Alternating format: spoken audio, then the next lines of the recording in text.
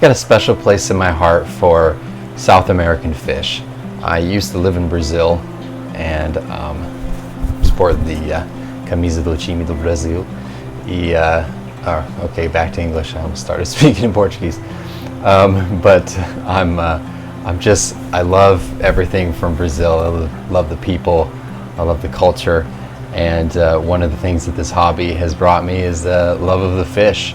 So I absolutely love South American cichlids and fish of all kinds. And when I first started keeping cichlids, my first ones were from South America. And I have kind of felt that that was a way of going back to those roots. And this is another fish that I recently had shipped in that is a huge bucket list fish for me. And this is actually my second time buying these fish, but the first time did not end well. And it was very sad. And I'm really excited to have finally found a good source for these guys. And they're so beautiful, and I'm excited to share them with you. If you are like me and somewhat impatient, I will put timestamps down in the description. And if you don't want to hear me talk about how I came to this purchase, if you want to just jump to the fish, you can do that. I'm okay with that. But I really want to tell you where I got them from and how I bought them. So first off, this is not my first time buying this fish, and the first time it ended in disaster. I made what I think is one of the worst mistakes that you can make when buying fish online, and that is trying to get all the fish from one place. There are a handful of dealers that I do trust for this, but I have found that most places online that sell every kind of fish that you can imagine don't keep them healthy. They often are diseased, and it often does not go well.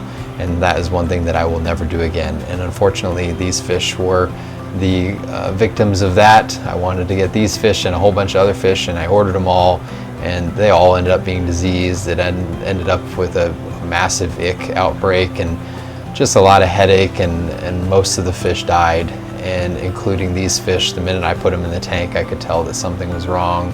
Most of them were sideways, and within a few weeks, most of them died.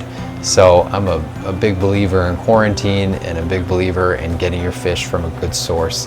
And that was a really hard thing for me, and it's been about a year, and I just haven't had the stomach to try it again, just because there's been a little bit of lingering doubt in my mind whether or not I did it right, and maybe it was my fault. But I really do think it was just bad sourcing and unhealthy fish, and I really feel bad that I contributed to that.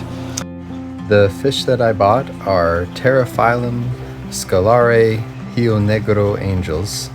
They are the offspring of wild-caught angels. And they are spectacular fish. They get huge. They grow mostly top to bottom. They get almost as big as a dinner plate if you do it right, and I hope I do it right, and I hope I get them to that. But they need a lot of vertical space. They're wild type. Obviously, they come from wild type fish, so they are wild type fish. They do not have all the crazy colors, just more of the natural beauty of the angelfish.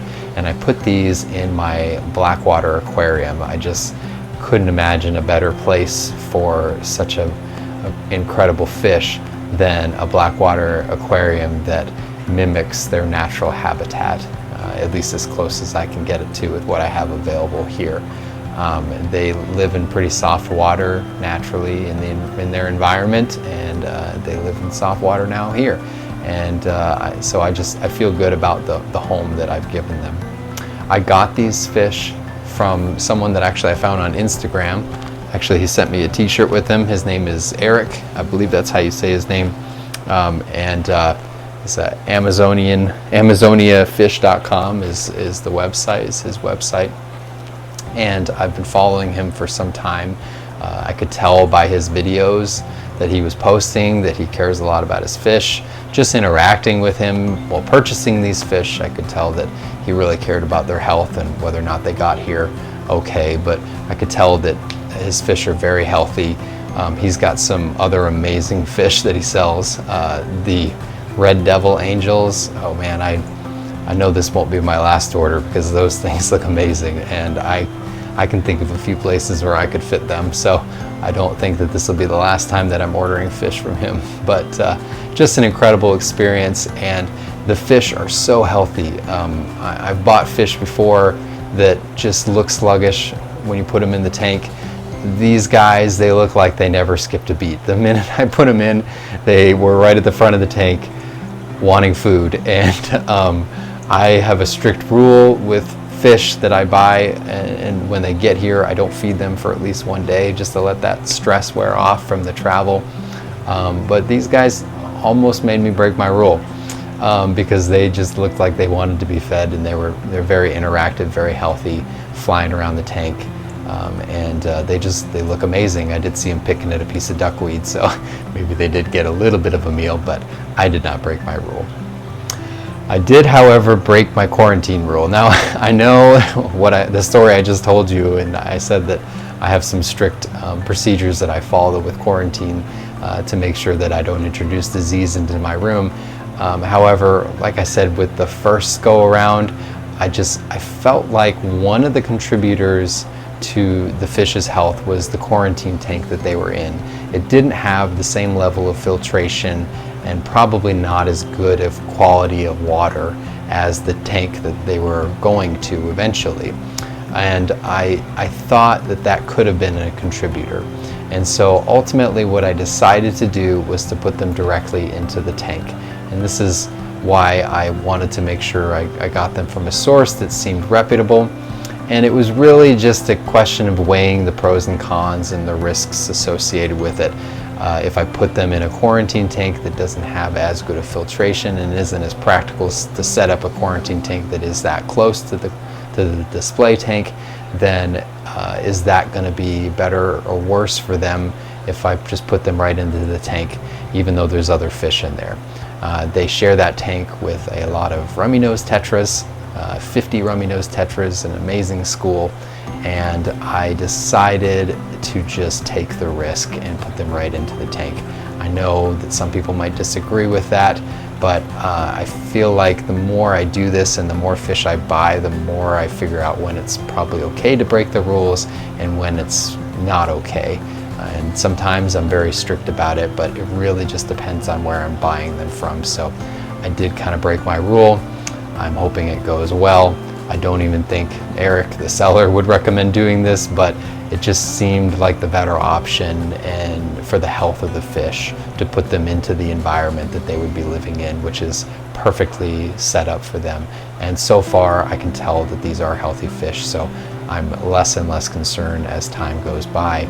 But I do recognize that that's probably not always the best practice. As far as my future plans for these fish, I don't think they're going to stay in a 75-gallon forever. As I mentioned, they do get very large. I would love to put them with my discus.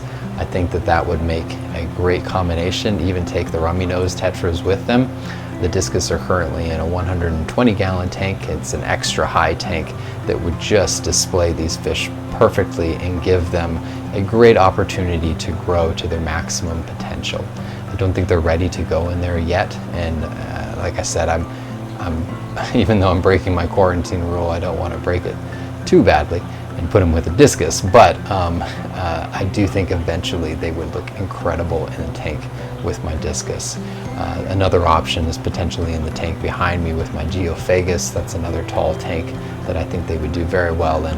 But long term, I don't think that this is the direction that I want to go for them.